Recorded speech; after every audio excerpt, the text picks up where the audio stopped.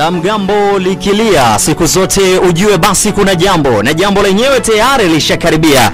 Jambo lenyewe liko live wakati huu 12 tunakuwa tamati ya kipindi chetu. Tuko hapa kwenye Sports Kiki ikiwa ni dakika 30 za nguvu kweli kweli kupitia Evening Live ya 106.6 Domeko FM, tukisha kwamba tunakupa zile taarifa mbalimbali za kimichezo ambazo zimejiri kutoka katika uga wa kimichezo kitaifa sambamba na uga wa kimichezo kimataifa. Machache miongoni mwa mengi ambayo tutakwenda kumulika na kuangazia kunako Sports Kiki siku ya leo ni pamoja na ligi kuu soka Tanzania bara ikiwa barabarani siku ya leo. Uwanjani hivi sasa tunapozungumza, kikosi cha TRA wapo kibaruani wakiwakaribisha kikosi cha Mashujaa Football Club kutoka pale mkoani Kigoma. Nini kinaendelea mpaka hivi sasa katika uwanja wa Al Hassan Mwinyi? Mambo yako namna gani? Tutakuja kukujuza hapa, lakini pia tutaangaza kwenye michezo mingine ya ligi kuu soka Tanzania bara inayoendelea kunako siku ya leo. Ikumbuko pia kuna virabu kadha vipo kibaruani. Wanamangush kutoka barabara ya 11 pale jijini Tanga wako kibaruani hii leo dhidi ya kikosi cha Fountain Gate.